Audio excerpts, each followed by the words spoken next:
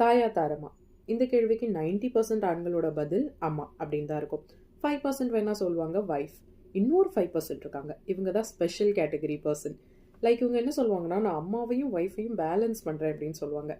ஆனால் ஆக்சுவலி அவங்களோட சப்போர்ட் யாருக்கு இருக்கும்னா அம்மாவுக்கு தான் இருக்கும்.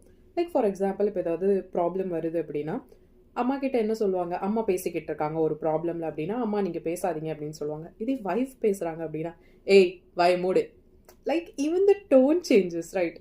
இந்த மாதிரி ஒரு கேட்டகரியில் இருக்கிறவங்க தான் இந்த நாவலோட ஹீரோ. அண்ட் ஹீரோ எப்படின்னா, லைக் வெளியேயும் எனக்கு நிம்மதி இல்லை, வீட்லேயும் எனக்கு நிம்மதி இல்லை, வேலையிலையும் எனக்கு நிம்மதி இல்லை. என்னோட ஒய்ஃப் அவள் ஹவுஸ் ஒய்ஃப் தானே, அப்படி என்ன அவள் கிழிக்கிறா, அவளால் ஹேண்டில் பண்ண முடியாதா, எங்கள் அம்மா பேசினா கேட்க மாட்டாளா, அந்த மாதிரி அவங்களோட பாயிண்ட். அண்ட் ஹீரோயினுக்கு எப்படின்னா, நான் படித்து முடித்தேன், பட் நீங்கள் சொன்னதால தான் நான் வேலைக்கு போகல, இப்போ நான் வீட்டில் இருக்கேன், 2 பொட்ட பிள்ளைகள் இருக்குது, நான் அதையும் பார்க்குறேன், அதை தாண்டி உங்கள் அம்மாவும் பேசிக்கிட்டே இருக்காங்க, அப்போ நான் எப்படி எல்லாத்தையும் ஹேண்டில் பண்ணேன்.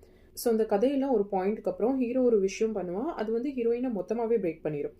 அதுக்கப்புறம் அவள் என்ன பண்ணுறான், லைக் ஹீரோ அப்படி என்ன பண்ணுனா, அண்ட் ஹீரோயினுக்கும் அவங்களோட மாமியாருக்கும் ஏன் எப்பவும் ஒரு இஷ்யூ நடக்கு, என்ன ப்ராப்ளம், கடைசியில் இவங்களுக்குள்ள, அதாவது ஹீரோ ஹீரோயினுக்குள்ள ஒரு அண்டர்ஸ்டாண்டிங் வந்துச்சா இல்லையா அப்படின்னு எல்லாத்தையுமே சொல்கிற ஒரு கதை தான் இது. இது எழுதுனது ஆத்விகா பொம்மு. இந்த நாவலோட நேமுமே தாயா தாரமா அப்படிங்கிறது தான். இந்த நாவல் நீங்கள் கேட்கும்போது மோஸ்ட் ஆஃப் த கேர்ள்ஸ் வந்து ரிலேட் பண்ணலாம்.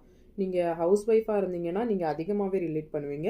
இன்கேஸ் நீங்கள் ஹவுஸ் ஒய்ஃபாக இல்லைனாலுமே நீங்களுமே ரிலேட் பண்ணுற மாதிரி ஒரு பாயிண்ட் கண்டிப்பாக இந்த ஸ்டோரியில் வந்து நிறைய ஃபேக்டர்ஸ், மேரேஜ்க்கு அப்புறம் ஒரு பொண்ணு ஃபேஸ் பண்ணுற நிறைய ஃபேக்டர்ஸை இன்க்ளூட் பண்ணி எழுதியிருக்காங்க. ஸோ அதனால் எல்லா பொண்ணுங்களுமே, மேரீடு பொண்ணுங்க எல்லா பொண்ணுங்களுமே ரிலேட் பண்ணுற மாதிரி இந்த நாவல் இருக்கும்.